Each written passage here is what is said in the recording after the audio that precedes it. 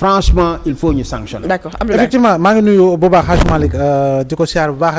effectivement je pense que am na foo xam ne laal na ko lu am solo et je pense que loolu autorités yi wax nañu nekk na objectif la boo xam nag dañ ko war a atteindre très rapidement mooy la disparition des abris des abris provisoires war nañ ko wutal beneen tour parce que abri yooyu moom jàpp naa ne leneen la parce que tamit dina mettre xale bi dans les meilleures conditions les conditions optimales en termes d'apprentissage ba pare dina créer conditions de motivation parce que toog ci ay briques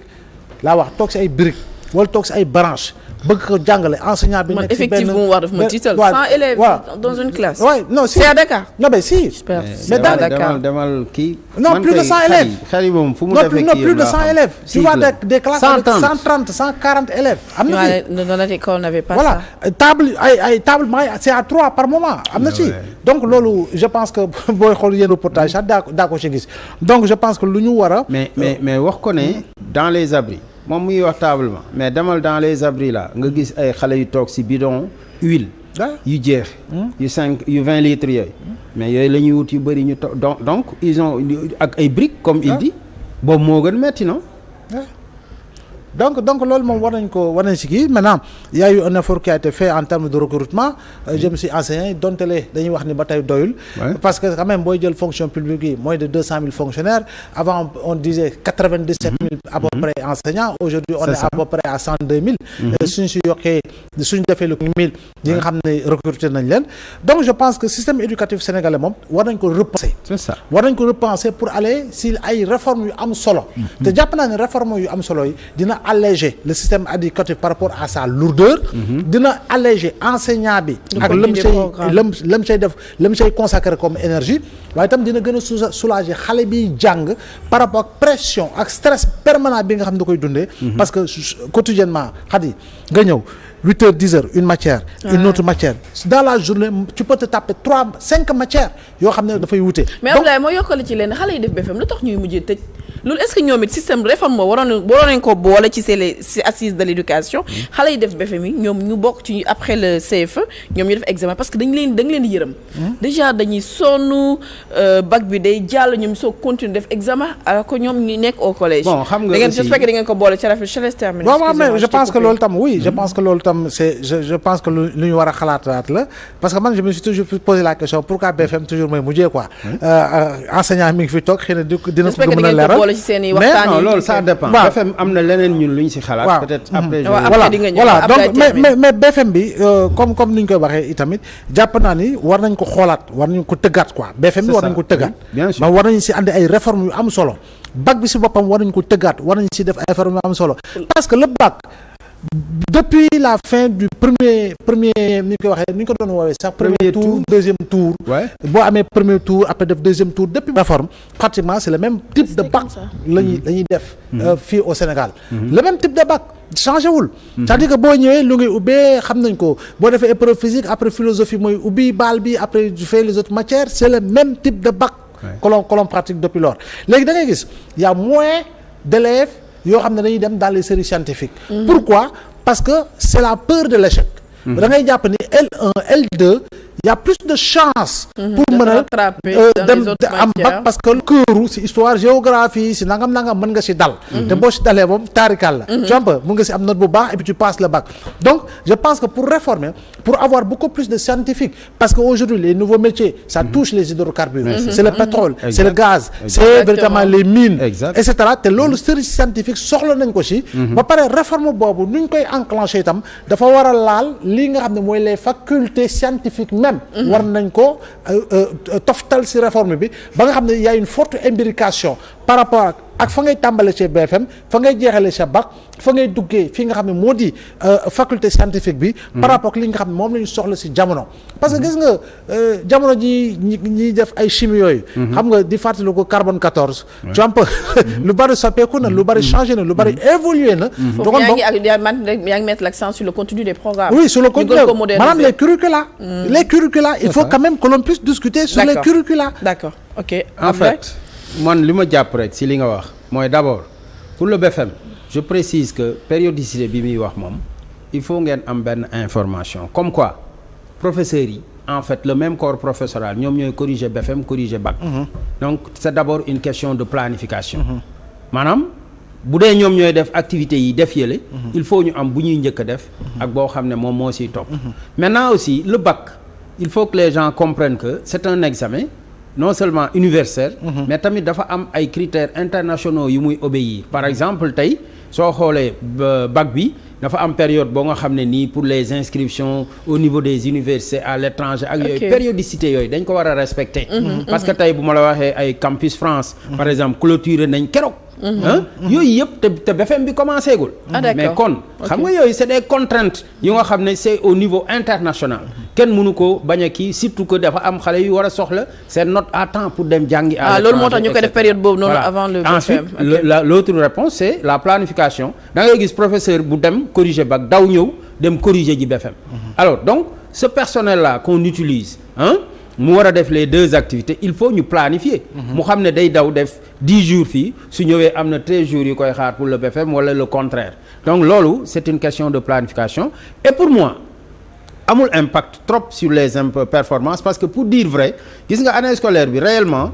disons que bu xale jàngee ba def seen deuxième semestre ba presque seen programme période boobu sax day baax pour mu doon période de révision nga gën a approprier wu les choses et préparer bon loolu mooy pour le BFM maintenant la réforme là-bas c'est qu'aujourd'hui BFM dañu war a def académisation du BFM wax nañ ko ba ñu acté ko keroog ci rencontre bi amoon le 30 pourquoi parce que BFM bi ngay gis nii dañ koy organiser au niveau d'une IF inspection de l'éducation et de la formation risque bi mooy des fois da ngay gis que le surveillant duñ ko déplacer il surveille quasiment ay xale yoo nga xam ne moom xëy na sax moo leen yoroon à l'élémentaire mais problème la dem conflit d'intérêt oui ensuite nga gis enseignant bi aussi bu njëkk dafa amoon approche académique nga xam enseignant bi day def 110 kilomètres dem defi fële pour que du am mais tey day toog ñu maintenir ko parce que dafa am réforme bu fi amoon vers 2016 15-16 ñu def IEFisation loolu mooy problème bi dañ ko war a casser pour dellu ci lële pour gën a crédibiliser BFM en plus maintenant des mesures yu ñu war a teg maintenant beneen mesure bu am solo yaa ngi koy wax sànq yow li nga wax noonu mooy que tey am na ñetti mesures yu am solo yu ñu war a jël benn bi boo demee tey dans un pays comme la Suisse gis nga boo xasee am sa BFM fa ngay jaar ñu yóbbu la ci benn série wala filière boo xam ne bac boobu ngay am par exemple da ngay am BFM dem defi commerce ba am bac en commerce jeex na après nga continuer say études donc c'est ce qu'on appelle un bac spécialisé. mais fii tam am na fi léegi à partir du BFM mu nga def ay formation professionnelle voilà très bien loolu formation donc fi mu toll nii il faut un bac spécialisé les séries là yi nga doon wax sànq dañu montré seen limite des fois da ngay dem nga gis au niveau des séries L2 ñoo xam ne dañ lay wax ne peut-être kii mais ay parce que série L2 par exemple économie dina am benn partie boo nga xam ne bi souvent ñoom mooy doon seen bête noire parce que c'est des littéraires carrément wala nga gis tamit le contraire ku bëgg a dem série scientifique fekk yaa ngi gis keroog président de la République li mu mujj wax mu ne nañ permettre vous l'avez écouté ci discours am mooy réforme bu muy wax ci enseignement nañ permettre aux détenteurs de bac littéraire ñu def quand même des filières scientifiques xam nga loolu ça montre un peu que le mal est profond mooy que tey kon moom comprendre na ne ñun on a un système qui produit 70% de littéraire mais loolu tamit boo demee ci spécialistes yi dañ lay wax ne dina doon problème kon day mel ni solution booy wut après alors que mën nga ko wut avant solution bi avant mooy que nañu xool l'orientation nañu fexe ba réussir li nga xam ne moom la ñu waxoon ci 2014 assises yi dafa waxoon nañ fexe ba réorienter le maximum d'élèves vers les séries scientifiques et technologies etc. loolu mooy le défi qu'on doit relever. D'accord. parce que tey boo xoolee le taux d'accès aussi à l'enseignement supérieur mais dafa faible parce que dans tous les pays dañu ne 2% la war a doon Tunisie am na ko Maroc am na ko d'autres pays l'ont mais le Sénégal n'est même pas encore à ce taux-là. D'accord. Donc loolu dañ ko war a relever. mais Malick yaa ngi wax sànq lu am solo ci réforme yi. Oui.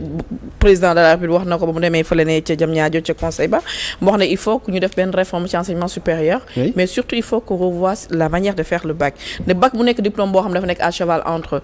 l'enseignement national l'éducation nationale ak l'enseignement supérieur. Voilà. yéen noonu ci positionné est-ce que vous êtes impliqué mais ci ni réforme ci boobu positionné mais vraiment c'est une très bonne question. xam nga gis nga li nga wax système éducatif bi faut que nit ñi xam système de base communicant la. maanaam le préscolaire bu ñu produirul élémentaire du ñu am lu ñu jàngale. waa élémentaire bu ñu produirul waa moyen fu ñuy jëlee moyen bu ñu produirul secondaire fu ñuy jëlee léegi waa secondaire bu ñu produirul fan la supérieur di jóge donc pour la première fois ñu ne on organise des assises donc sur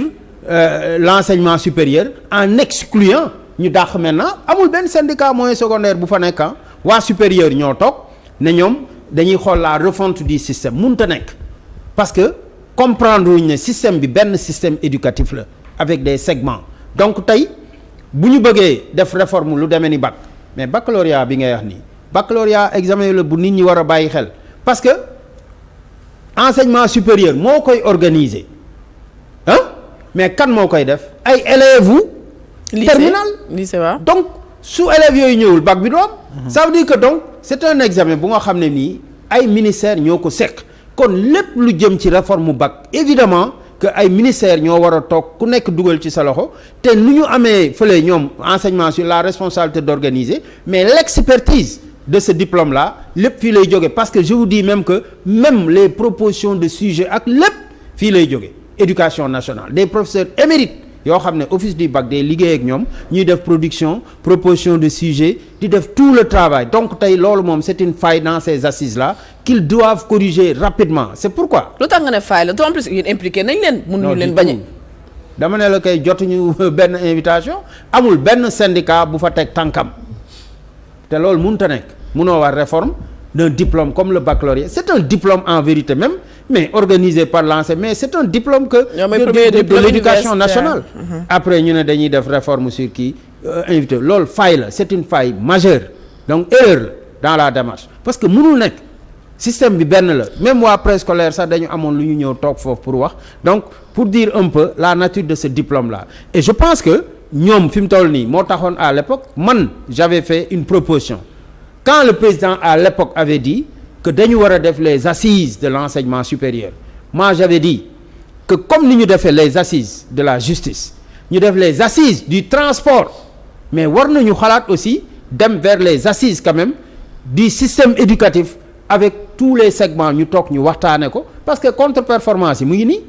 ak yeneen problème aujourd'hui il y a beaucoup de problèmes bu ñu la doon wax les revendications tey la gën a bëri parce que tey problème mu formation des enseignants mu ngi tagatémbe nga jël les lenteurs administratives qui reviennent de plus belle avec des goulots d'étranglement boo demee masse salariale këyit yëpp a ngi bloqué foofu nga dem contrôle financier këyit yëpp a ngi bloqué foofu nga dem également au niveau même de la fonction publique mais day am ay goulots d'étranglement et loolu bokk na ci lu nga xam ne nii keroog d'ailleurs le premier ministre a dit que on va débloquer tout et il n'y aura plus de lenteur mais nous les attendons sur ça nous pensons que le message là faut que mu dugg ci bopp agent yi ak ministère pour que ñu décanter d'accord waxtaan bi am na solo mais balaa il nous reste juste 5 minutes balaa ñu jeex la édition du soir il faut que ñu wax aussi débat communiqué ministère de la justice gis nga ko ba mu jëlee décision dañuy réquisitionner le personnel d'administration pour les greffiers pour ñu mën a assurer le service ginnaaw bi nga gisee ni grève bi vraiment mi ngi jël benn temps boo xamante ne mi ngi impacter carrément ñi nga xam ne mooy les usagers ma bàyyi da nga def sa analyse en 5 minutes. non impacté na carrément les usagers au-delà du fait que am na ñoo xam ne ñi ngi xaar xam fu ñuy féete ci wàllu yoon parce que jugé nañ leen ñi ngi xaar délibéré ñeneen ñi ngi xaar ñu jugé leen am na ñoo xam ne tey jii nii mënuñu am casier judiciaire yenn papier administratif jëm ci wàllu ay mariage ak yeneen yëpp dara tout est bloqué et je pense que il faut quand même que l'on accélère le processus pour véritablement ñu créer les conditions d'un accord entre les deux syndicats SYTJUST UNTJ avec les autorités concernées impérativement faut ñu jëm ci loolu parce que réquisitionner l'administration oui pour le moment c'est une nécessité parce que tamit il faut comme que administration justice bi wéy di dox mais dafa am limite carrément boo xam ne du doon loo xam ne dafay wéy parce que à plusieurs reprises ci ay situation réquisition nañu administration bi mais quand même je pense que li ëpp solo mooy syndicat yi yëkkati nañu il faut quand même que autorité le maximum possible pour véritablement concilier, pour qu'il y ait conciliation entre les deux parties et que grève bi féetuñu ginnaaw. Et je pense que loolu greffier bi fi mu mën a yegg si wàllu liggéeyam xëy na ki ngay réquisitionné mënu fa yegg. par rapport ak li nga xam mooy technicité liggéey boo xam ne greffier la dafa def concours dem ñu former ko moom loolu mooy liggéeyam loolu la xam alors que ki nekk administration mën na bañ a maîtriser lool fa greffier bi mën a yegg si loxam si liggéeyam donc il faut ñu trouver. ku nekk bàyyi yomb d'autant plus que les grévistes ñoom dañoo récuser carrément. ki nga xam ne mooy Lamine Dianté moom le président du conseil national du dialogue national moo doon jouer les bonnes esprits. non xam nga mais ñoom dañ ko récuser. non war ñu ko récuser parce que quand même Dianté quoi qu'on puisse dire. ndax xam naa ne sûrement on va le recevoir dans la semaine sur le plateau. qu'il ait un passé syndical ou pas qu'il ait dirigé des grèves ou pas je pense que ku nekk am na loo xam ne jot nga ko dund. ça a été une vie te jamono jooju loolu lañ ko dénkoon. si wàllu enseignement bi matale na ko. aujourd'hui c'est le président d'une institution qui s'appelle le Haut Conseil du dialogue social son rôle c'est de jouer la médiation entre toutes les parties les organisations sociales et les entités publiques et je pense que da nga ko war a jox gëddëm teg ko fi nga ko war a teg déglu ko parce que itamit entre gens dafa am solo par rapport à la résolution des crises que nous pouvons vivre. D'accord Malick en 2 minutes. Sur cette question li ma ciy wax rek mooy na toutes les parties prenantes éviter li ñuy wax une position de radicalisation. su ma nee radicalisation mooy que gouvernement bi ci boppam et le ministre de la justice nañu éviter ñu nekk dans des positions de radicalisation tout comme aussi nos collègues donc des 2 syndicats. Parce que pour man la finalité